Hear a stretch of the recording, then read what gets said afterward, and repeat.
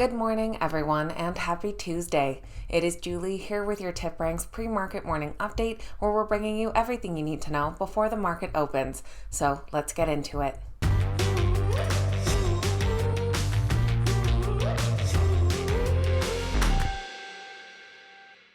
Alright guys, welcome back and thank you all so much for being here. As usual this morning, we'll be taking a look at exciting stock market news, notable earnings reports, and which stocks are the morning's biggest gainers and losers. Just a reminder to stop by the TipRanks website to check out the new ETF research tool.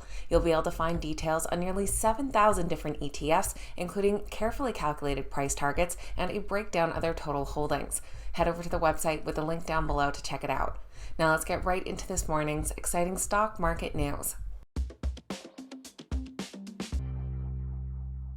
U.S. stock futures are currently in the green as investors wait for the U.S. Consumer Price Index coming out later today. Right now, Dow futures are up 0.66%, S&P 500 futures up 0.77%, and NASDAQ futures up 0.72%. Rivian Automotive is looking to end their exclusivity pact with Amazon. They're seeking to remove an exclusivity term in their agreement after the e-commerce retailer ordered about 10,000 electric delivery vans for this year, which was on the lower end of Amazon's range. Amazon did say that they plan to purchase 100,000 Rivian vans by 2030.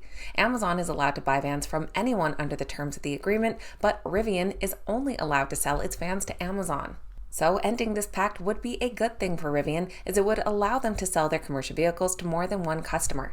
Analysts currently rate their stock a moderate buy with an average upside of 104%. Shares of SurveyMonkey's parent company, Momentive Group, are up 18% after the company announced that they would be acquired by a group led by Symphony Technology Group. The deal is for $9.46 per share, or a total value of about $1.5 billion. This is the second time that they've attempted to be bought. Back in October of 2021, they looked to be acquired by Zendesk for $28 a share, but the deal did collapse. This deal is said to be unanimously approved by the Momentive board and is expected to close in the second or third quarter. Analysts had rated the stock a moderate buy with an average price target just over $10. Shares of Uber, Lyft, and DoorDash are all on the rise after a California appeals court said that the company should continue treating its workers as independent contractors. This decision comes as there has been battles with workers and labor unions over whether they should be considered contractors or employees. The companies are of the opinion that drivers value the flexibility of being an independent contractor without fixed hours from an employer, and that those would not be the freedoms they would have as employees, but labor unions and their allies are trying to bargain for better working conditions, health care, and employment benefits. And AMC Entertainment shareholders will be voting on their APE unit conversion today. They will be holding a special meeting at noon Eastern Time today, where shareholders will get to vote on whether or not to increase the firm's stock authorization and convert those APE units into AMC common shares. They'll also vote on a 10-for-1 reverse stock split that would only take place if the APE measures passes. The APE units began trading last summer when the firm provided each AMC shareholder with one APE unit. Some AMC shareholders are suing the company, arguing that the APE sales decimated the voting power of common shareholders who might oppose increasing the firm's share authorization. Analysts currently rate the AMC stock a sell with a downside of 57%. Now, moving over to notable earnings reports.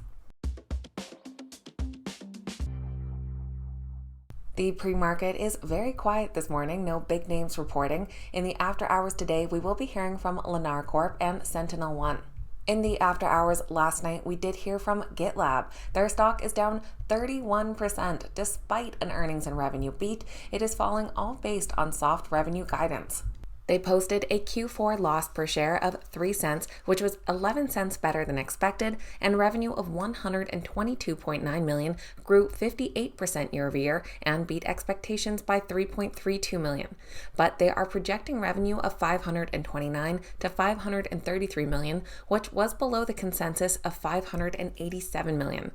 Analysts do currently rate their stock a strong buy with an average upside of 34%. And last night, we also heard from United Airlines. They didn't report, but they did give an update on their first quarter, and it wasn't optimistic. They're now expecting a loss for their next quarter, citing higher jet fuel prices, capacity growth, and lower demand in January and February. But looking forward, they are expecting trends to accelerate through the summer into late 2023, and their full-year earnings per share is still expected to range from $10 to $12, which is well above the analyst consensus. Analysts currently rate the stock a moderate buy with an average upside of over 21%, and analysts are a bit split. We have buys and sells coming in just today.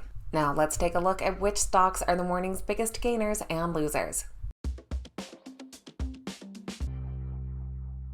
Our biggest gainers this morning are led by First Republic Bank. They are climbing back after they lost more than 60% yesterday as panic over their liquidity subsides. Trading under the ticker FRC, they're currently up over 46%. They're followed by Western Alliance under WAL, up nearly 31%, and Amylyx Pharmaceuticals under AMLX, up 16%.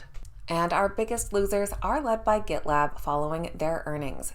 Trading under the ticker GTLB, their stock is down nearly 27%. They're followed by Getty Images under GETY, down 10.5%, and the TAL Education Group under TAL, down 6.3%. So that is going to be everything for Tuesday's pre-market morning update, getting you up to speed with what you need to know before that opening bell. If you made it to the end of today's video, don't forget to hit that thumbs up button, share this video with your other market-minded friends, and say good morning in the comments. I always love hearing from you guys. Thank you so much for watching. Have a great day, and I'll see you back here next time.